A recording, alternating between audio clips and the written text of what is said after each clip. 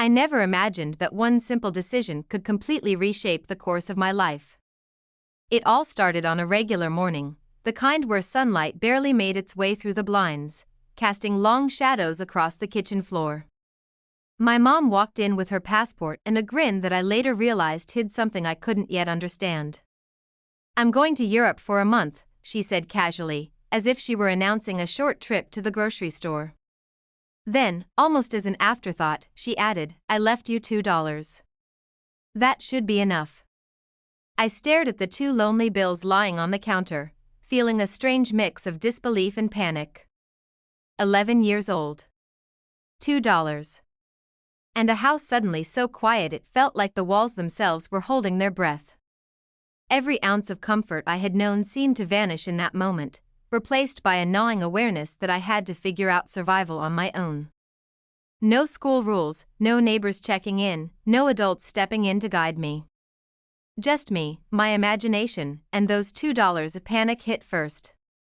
My mind raced as I imagined empty cupboards, cold nights, and the endless hours of isolation. How was I supposed to eat? Pay for anything? Even small things like soap or bread seemed unattainable. I felt the sting of anger too. How could she leave me like this? Was this some kind of test? A prank? Or had she simply forgotten what it meant to be a kid, to rely on someone else? The mix of fear and frustration twisted inside me, making my stomach tighten with anxiety. I looked out the window, hoping to find some kind of comfort in the familiar view of our small street. But everything seemed different. The trees swayed gently in the wind, indifferent to my panic. The neighbors' houses looked like distant, unreachable islands. I could almost picture my mom on a plane, leaving me behind, exploring cobblestone streets and fancy cafes while I tried to survive on a fraction of a dollar. The unfairness of it all was suffocating. Hunger quickly became more than a concept, it became a constant companion. The rumble of my stomach echoed in the empty kitchen, reminding me that every minute I delayed finding food was a minute of suffering. I began to think creatively, searching for crumbs, leftovers, anything that could stretch my small fortune. Fear, however, wasn't just about hunger, it was about the unknown. What if something went wrong? What if I made a mistake? At that age, the weight of adult problems felt unbearable, yet there was no one to share it with. Something inside me shifted. I can still remember the exact moment it happened. I clenched my tiny fists, stared at the $2 on the counter, and realized that if I didn't act, I would fail before I even started. That spark, something between desperation and determination, awoke a survival instinct I didn't know existed. Suddenly, I was no longer just a scared, hungry child. I was a strategist, a planner, someone who had to navigate challenges that were far beyond my years. Every move mattered, every choice could make or break the next day. I tried small experiments first. I calculated how far my $2 could go if I bought only bread, if I skipped meals and stretched every crumb. I inventoried the kitchen, searching for anything forgotten or overlooked. I practiced walking quietly around the house, knowing that neighbors or relatives might check in at any moment. The weight of responsibility was crushing, but it also gave me focus.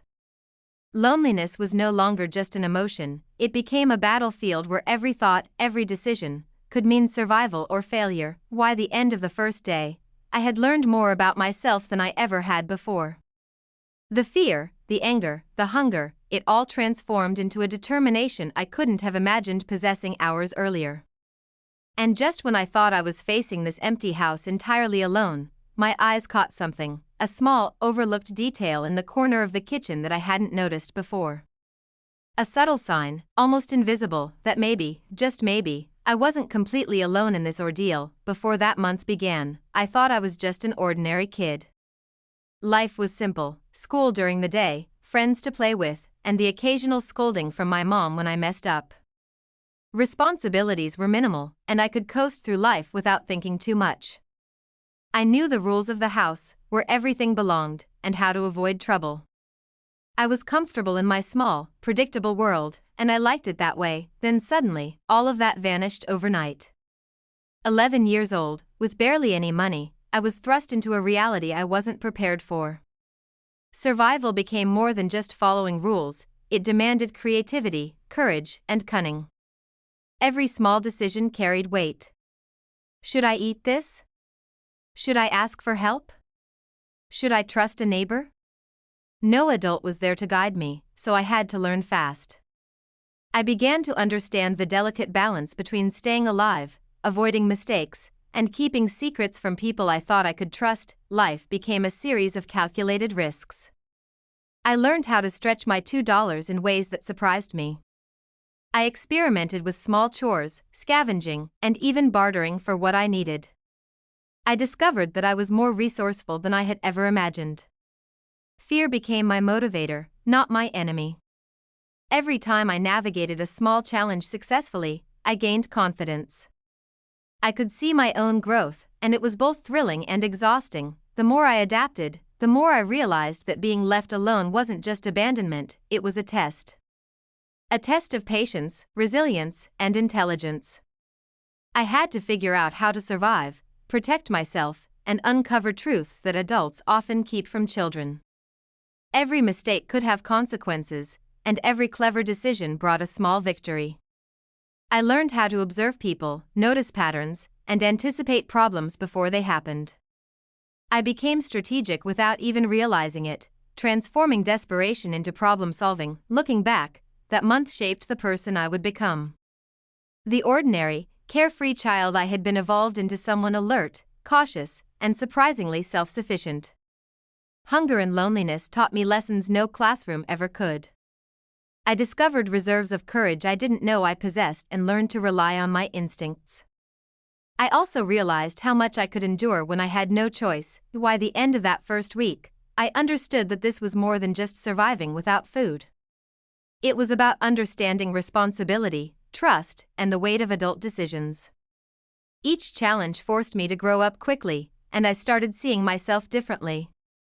I wasn't a helpless child anymore, I was a strategist, a survivor, someone learning to navigate a complex world on my own. The first few days alone were the hardest I've ever faced.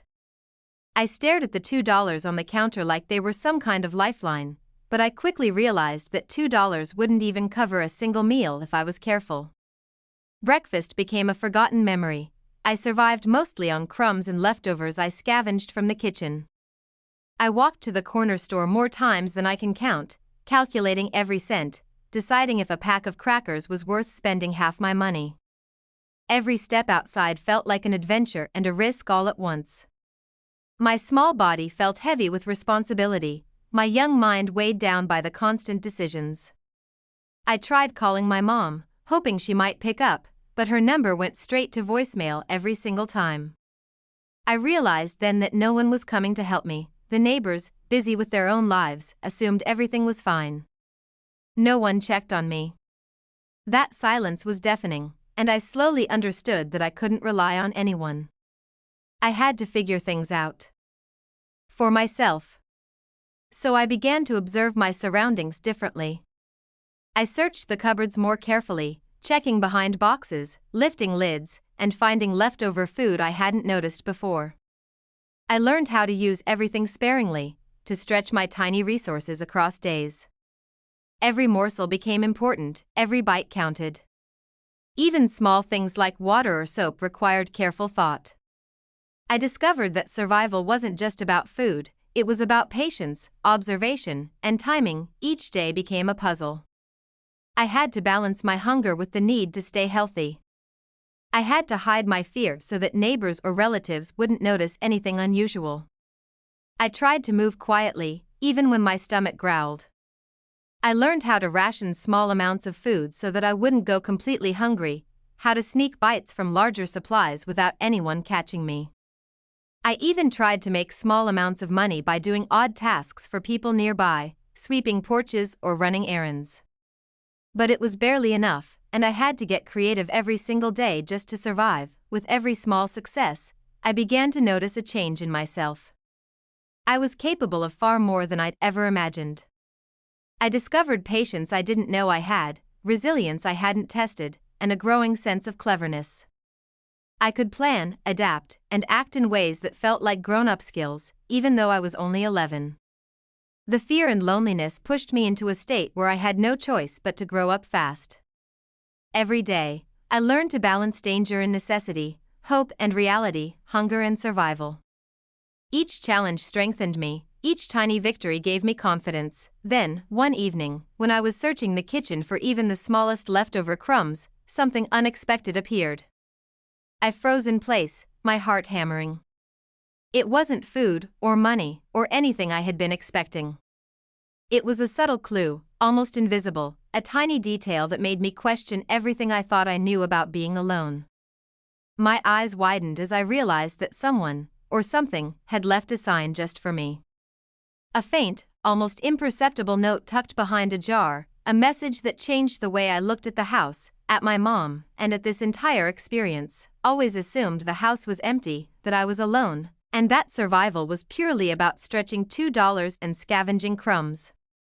But late one night, as I tiptoed past the living room, I heard something that made me freeze in place. A faint rustle from the basement, almost like paper shifting or someone moving quietly. My heart pounded in my chest. At first, my mind raced with worst-case scenarios, burglars, ghosts, maybe even something worse. My small body trembled, and for a moment, I considered running to the neighbor's house. But curiosity, stronger than fear, forced me to investigate. Slowly, I descended the creaking basement stairs, each step a test of courage. What I found didn't resemble any danger I had imagined. Hidden behind old boxes and a stack of dusty blankets was a small stash of cash and letters, neatly organized and carefully concealed. My eyes widened as I realized that my mom had left this here intentionally. The money wasn't much, but it was enough to ease my immediate worry about food. And the letters, they were something entirely different. I spread them out on the floor, feeling a mix of thrill and unease. Some notes contained simple instructions, reminders to ration food, tips for staying safe, small hints about where to find items I would need. But others were cryptic, almost like puzzles, warning me of things I didn't yet understand. As I read, I could sense that my mom hadn't intended for me to endure this entirely on my own. There was a plan, but it was complicated, and parts of it were hidden. Thrilled, I couldn't help but smile, but unease lingered. Why would she hide all of this from me? Why let me struggle so much if she had left these tools behind? Questions raced through my mind. The house I had thought I knew suddenly felt like a map of secrets and hidden passageways. Trust and survival collided in a way I had never imagined. Every note hinted at family dynamics, secret arguments, and small betrayals that I had no idea existed. The world I had understood, the one with familiar rooms, routine, and comfort, was shifting beneath me. Spent the next hours examining every letter, trying to piece together the story they told. Some described simple events: check behind the pantry shelf for extra bread, or don't let anyone see this. Others hinted at larger family secrets, names I recognized, situations I couldn't fully comprehend at my age. I realized that my mom had left breadcrumbs of truth, expecting me to follow them carefully. I began to understand that survival wasn't just physical, it was mental, emotional, and strategic. I had to navigate this web of instructions and warnings without making a single mistake. By the end of the night, the basement felt less like a frightening place and more like a discovery zone. The money gave me temporary relief, but the letters offered something much more valuable: knowledge, power, and a glimpse into the hidden realities of my family. I realized that every corner of the house could hold surprises, that every hidden note could be a clue. The rules of childhood were gone. No one would guide me anymore. Everything I had taken for granted, the simplicity of a home, the predictability of life, was replaced by challenges and puzzles I had to solve on my own. The letters I had found in the basement hinted at betrayals I hadn't even considered. My mom's absence was no longer just a vacation or a spontaneous trip. It was part of a larger story I was only beginning to understand. The notes mentioned hidden debts, unresolved arguments, and warnings about people who might not want me to know the truth. Reading between the lines, I realized that my life was tangled in a network of secrets that extended far beyond what I had ever imagined. Every message seemed like a breadcrumb, leading me deeper into a maze of family dynamics I didn't yet understand. I couldn't sit still. I started to investigate quietly, sneaking around the house during the day, searching for receipts, scraps of paper, and any other clues I could find.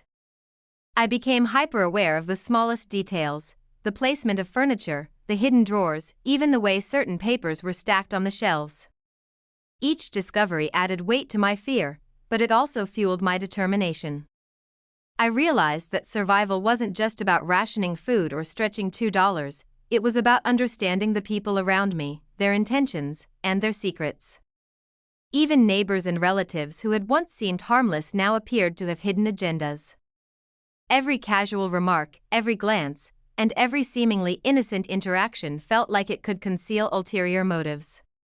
My young mind struggled to process it all, but slowly, a pattern started to emerge. Certain actions made sense only when placed alongside the letters, receipts, and notes I had been collecting. I began connecting dots between events I had ignored before, arguments I had overheard, strange visitors, and hints my mom had dropped without explanation. The house transformed in my mind. It was no longer simply a home, it was a labyrinth of half-truths, lies, and carefully guarded secrets. I became both explorer and detective, learning to anticipate moves before they happened. I noticed that small details, like which rooms were locked and which drawers were open, sometimes contained crucial information. Hunger and fear merged with curiosity, creating a relentless drive to uncover what was really happening behind the scenes. Every day brought a new revelation, each one more complicated and intense than the last. I began documenting what I found in a small notebook I kept hidden under my mattress. It wasn't just about survival anymore, it was about preparation. I needed to understand the rules of this new, secret world I was living in. The letters had opened doors I didn't even know existed, revealing alliances, hidden debts, and long-standing grievances that had shaped the way my family and neighbors behaved. I realized I couldn't trust appearances anymore. Smiles could conceal resentment, casual offers of help could hide manipulation, and silence could mean danger. Every discovery sharpened my instincts. I became alert to everything: the creak of the floorboards, the rustle of paper, the sound of someone approaching the front door. I learned to pause, observe, and analyze before taking any action. My small victories, finding a hidden note, confirming a debt, or understanding a motive, gave me confidence, but also reminded me of how precarious my situation was. Even a single misstep could unravel everything I had worked so hard to uncover. I realized that survival wasn't just about food or money, it was about strategy, perception, and mental strength. And then, one afternoon, as I dug through a pile of old boxes in the attic, I stumbled upon something that shocked me to my core. My hands froze mid-motion, my heart thumping wildly in my chest. I hadn't expected this at all. The object was small, seemingly insignificant at first, but as I held it in my hands, the magnitude of what it represented hit me. It was a revelation that challenged everything I thought I knew about my family, my mom, and even myself. I could feel the weight of it, heavy and undeniable, as though it carried consequences I wasn't yet ready to face. Everything I had pieced together until that moment, the letters, the hidden money, the patterns I had uncovered, suddenly collided with this shocking discovery. And in that instant, I realized that the story of my survival had only just begun, and that the real challenges were still waiting, hidden in the shadows of my own home. The attic was dusty, dimly lit by the single bulb hanging from the ceiling, and full of old boxes that smelled of mothballs and time forgotten. As I rummaged through one of them, my hands froze over something unexpected: photographs and documents that immediately felt important. I pulled them out carefully, my heart racing, as though the fragile paper might shatter the moment I touched it. Receipts, letters, and a small journal lay before me, each piece confirming suspicions I hadn't been able to fully articulate until now. My eyes widened as I realized these were proof, tangible and undeniable. The receipts revealed secret transactions, payments made behind closed doors that explained some of the mysteries I had observed but never understood. The letters confirmed deception I had only sensed, detailing arguments and decisions that affected me in ways I hadn't realized. And the journal was the most revealing of all. My mom had documented events, people, and choices she never shared aloud. Every page I read added clarity and also a heavy weight. Betrayal was deeper and more intricate than I had imagined. Even my closest friends weren't as loyal as I had thought. Some of the letters hinted at conversations and deals behind my back, situations I was only now piecing together. I felt a mix of fear and a strange sense of power.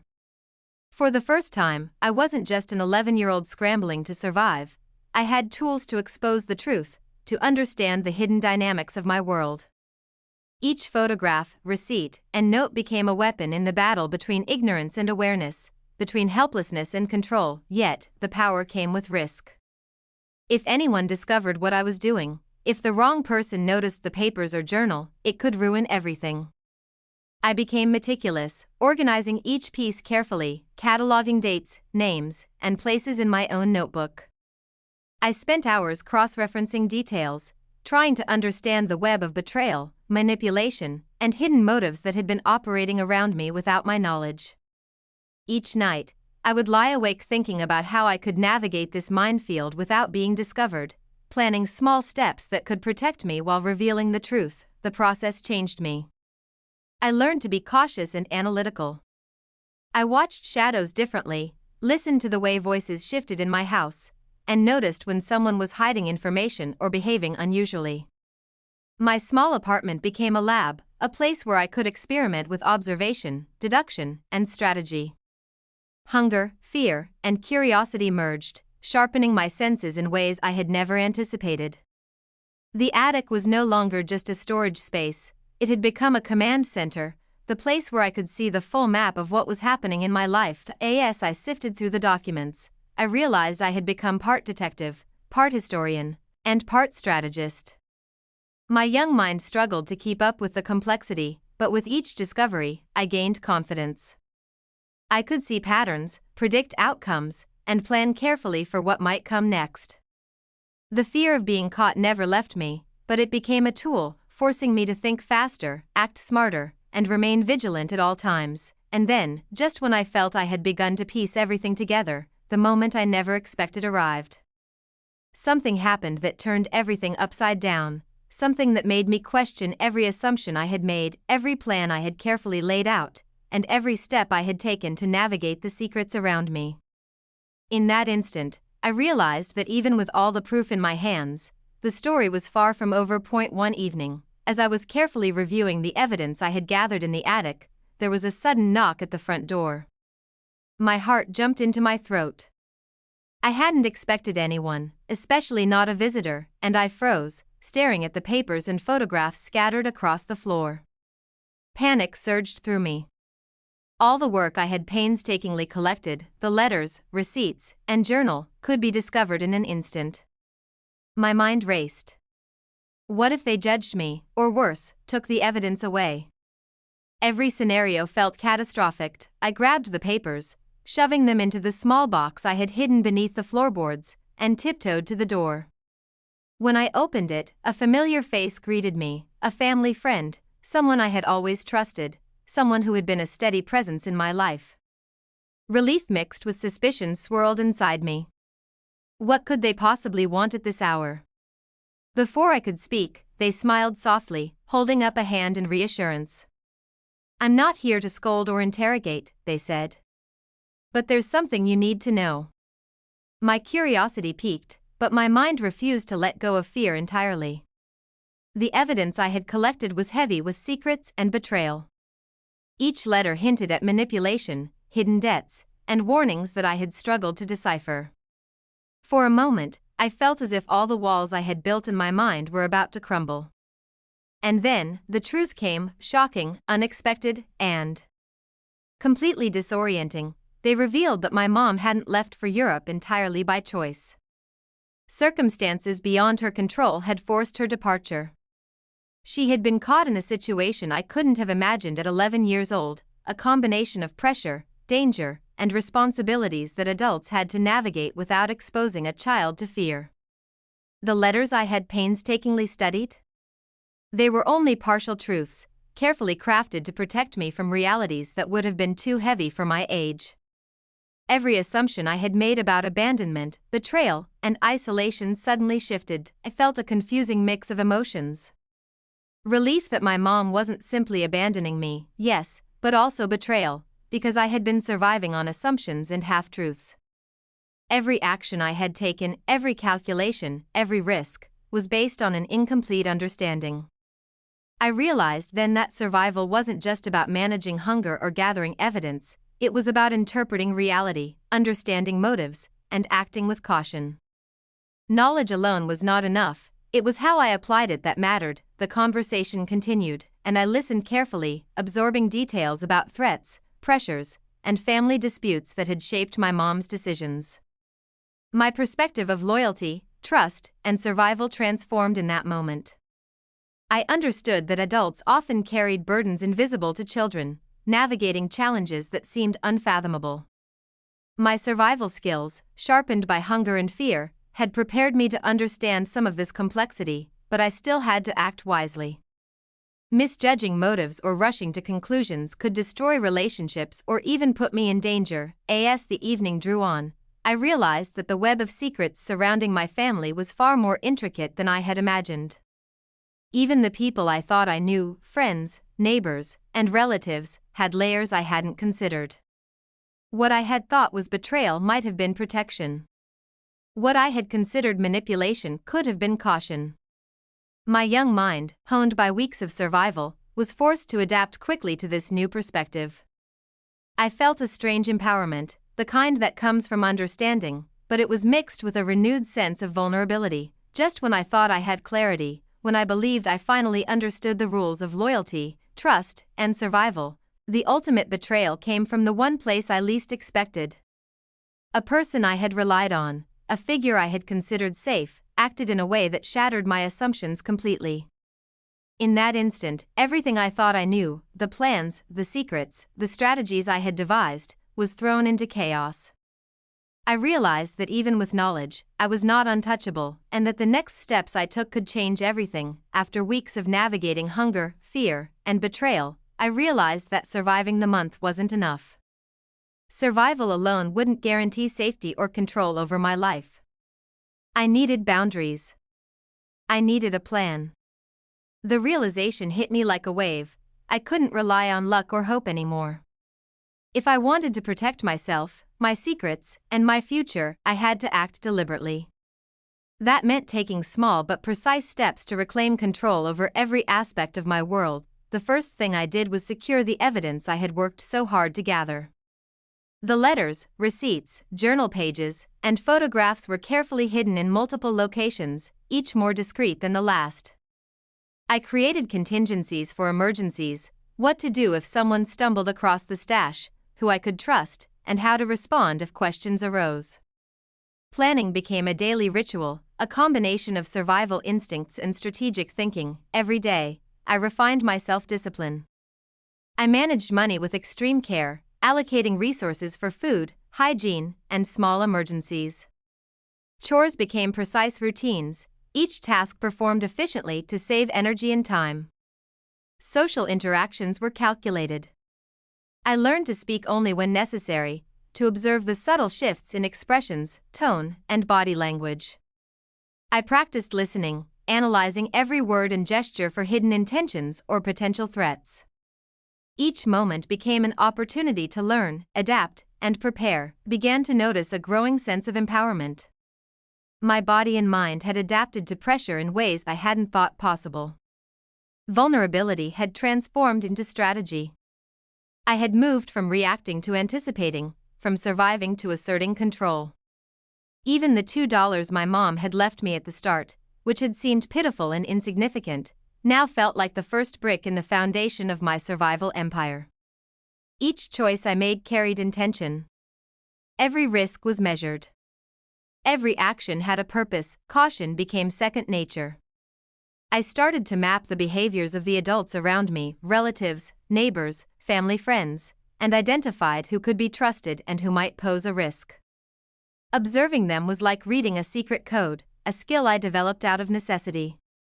I recorded subtle patterns in my notebook: who paid attention when I moved, who noticed small changes in the house, and who might question my independence. The combination of strategy, observation, and self-discipline slowly gave me confidence I had never felt before, practiced patience and restraint, knowing that premature action could unravel everything. I learned that timing was just as critical as strategy. Even small interactions could have consequences if handled incorrectly. Each day, I visualized scenarios, running mental simulations of what could go wrong and how I could respond. My life had become a series of calculated moves, almost like a game of chess, where each decision could determine the outcome of the month, and as the days passed, I realized something profound. I wasn't just preparing for survival anymore. I was preparing to assert myself, to meet my mom's return not as a helpless child, but as someone who had navigated the complexities of family, fear, and deception. I would be ready to protect myself, reveal what needed to be revealed, and reclaim my sense of agency. Every hidden note, every calculated risk, and every quiet observation had built me into someone capable of facing the moment of reckoning. The day my mom returned was surreal. I had spent an entire month navigating fear, hunger, and deception, and the house now felt like my territory. Every corner, every cupboard, every hidden stash I had discovered became part of the map I had memorized. I walked through the rooms with a confidence I hadn't known before, aware of how much I had grown, how much I had learned. The evidence I had painstakingly collected over the weeks was finally ready, and I understood that it had power beyond food or money. It could reveal truth, expose lies, and force accountability. When my mom stepped through the door, I saw her pause, her eyes scanning the house as if noticing details she had never seen before. I felt a strange mix of pride and apprehension. She didn't scold or scowl, she didn't rush to apologize. Instead, she studied me, as if measuring the change that had taken place while she was away. I realized then that she couldn't have imagined how much I had grown, how much responsibility I had shouldered, and how careful I had been in managing everything. One by one, I revealed what I had found. Hidden letters, receipts, photographs, and journal entries, all laid out methodically, every detail documented and every discovery accounted for. The people who had underestimated me, the relatives who had hoped I would remain passive or naive, now faced the truth. Some had to confront their lies, the greed that had motivated their actions, and the subtle manipulations they had carried out without anyone noticing. Karma, I realized, had played out quietly but unmistakably. Those who had intended harm discovered the consequences of their choices, while I emerged stronger, wiser, and unshaken. My mom's reaction was unlike anything I had expected. She was shocked by my maturity, my courage, and the precision with which I had handled the situation. She listened carefully, without interrupting, letting me narrate the story I had pieced together from the clues she and others had left behind.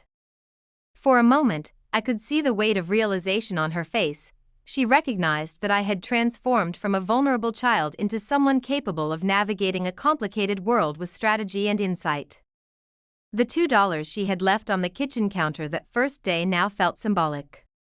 It wasn't just money, it represented the beginning of a journey, the spark that had ignited my resilience, my ingenuity, and my courage. Every decision I had made, every small risk I had taken, every observation I had noted, had led me to this point. I had turned vulnerability into strength, hunger into discipline, and fear into calculated action.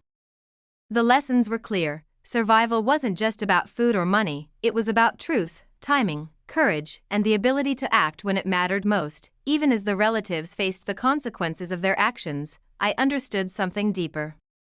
Betrayal always carries weight, and every action has a ripple effect. People underestimate others at their own peril, and power is often hidden in the hands of those who seem weakest.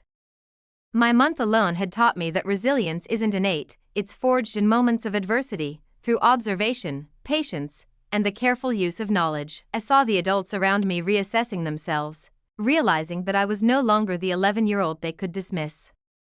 They had been forced to acknowledge my capacity for insight, my ability to plan, and my willingness to stand up for what was right.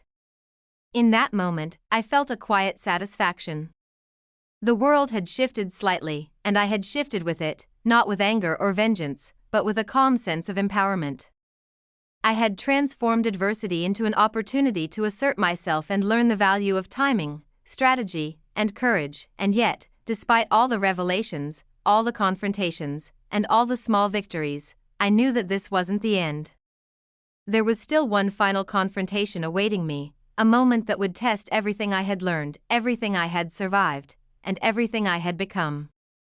The lessons of betrayal, survival, and karma had led to this moment, but I could feel in my chest that the most decisive challenge was still ahead. The final confrontation wasn't loud, dramatic, or violent. There were no shouting matches or stormy accusations. It was quiet, deliberate, and demanded every ounce of patience, intelligence, and emotional strength I had developed over the past month. I gathered the evidence I had collected, the letters, receipts, photographs, and journal entries, and presented them calmly and precisely, letting the truth speak for itself. There was no theatrics, no grand statements, just facts, carefully organized and laid out before those who needed to see them. My mom's reaction was immediate. Her eyes widened as she absorbed the weight of my discoveries, the meticulous way I had pieced everything together. Shock and guilt washed over her features, revealing the depth of my ordeal in ways words never could.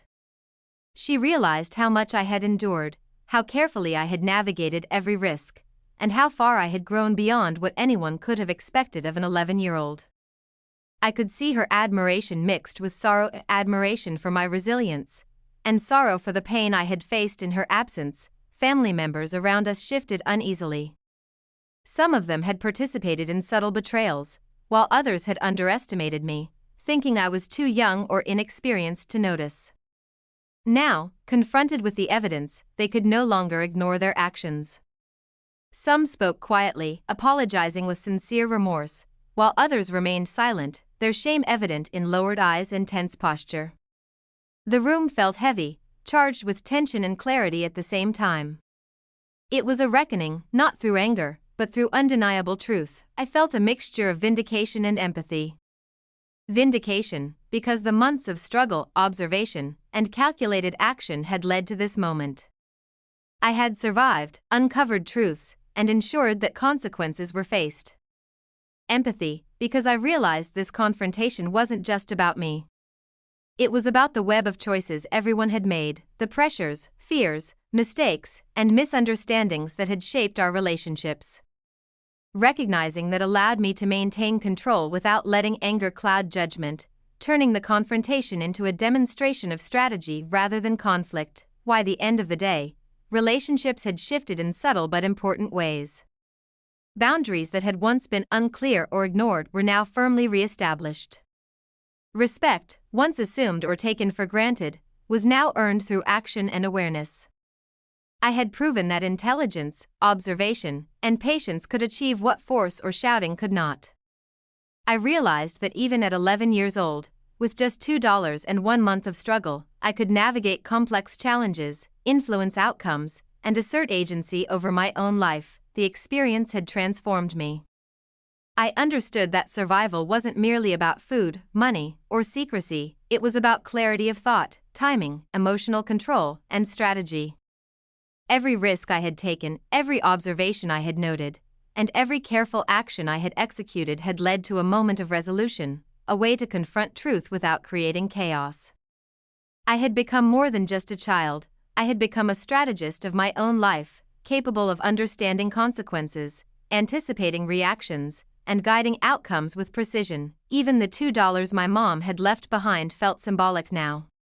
It wasn't just currency, it was the spark that ignited my journey, the first tool in a series of calculated decisions that transformed vulnerability into resilience.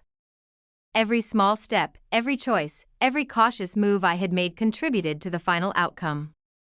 I could see now that true power comes not from force, but from foresight, discipline, and careful action. And yet, as the room settled into a quiet calm and closure seemed within reach, I realized the lesson lingered, bigger than any confrontation, larger than any single revelation. It wasn't just about surviving, uncovering betrayal, or enforcing consequences, it was about understanding the weight of every action, the complexity of human intentions, and the value of patience, courage, and strategy in shaping one's own life. That understanding, I knew, would stay with me far longer than any victory or resolution. Looking back, that month taught me lessons I'll carry with me for the rest of my life. Betrayal, survival, proof, and consequences aren't just words, they are steps that define resilience, character, and the way we navigate the world. Each challenge, every hidden secret, and each choice forced me to grow in ways I hadn't imagined at 11 years old. I discovered that trust must be earned, not assumed. Courage is not just something you feel, it's something you practice repeatedly, in small actions and decisive moments. And every single action, no matter how insignificant it seems, has a ripple effect, shaping outcomes and influencing the people around you. Even in moments of extreme fear, abandonment, or uncertainty, I learned that we still have choices. Those choices determine whether we sink under pressure or rise above it.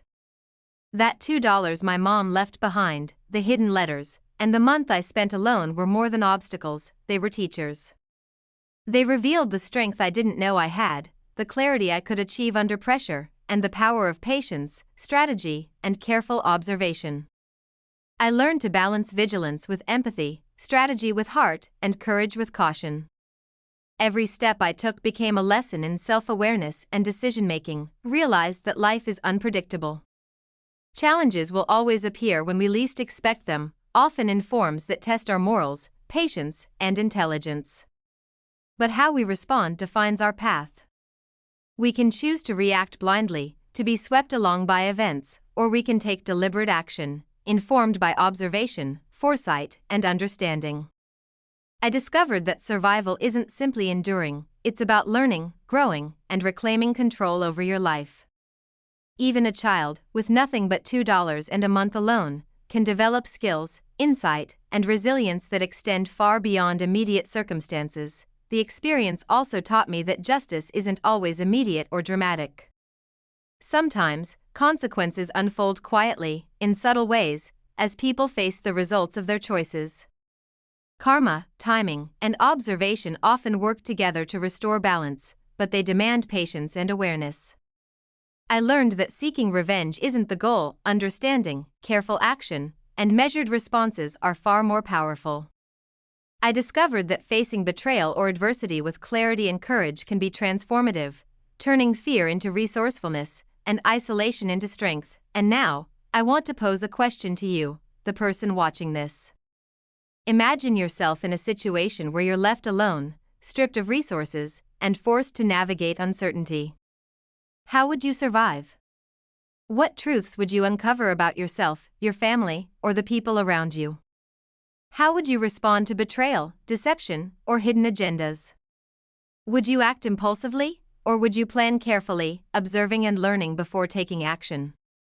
Consider the choices you would make, and how each decision could shape the course of your life, because the truth is, sometimes survival is just the beginning.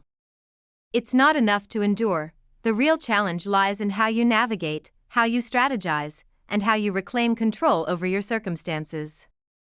The lessons I learned during that month go far beyond childhood, they are about resilience, perception, and the way we face adversity throughout our lives. Life will continue to throw tests our way, but the skills you develop in response to patience, courage, observation, and strategic thinking can define not only survival but the quality and direction of your life.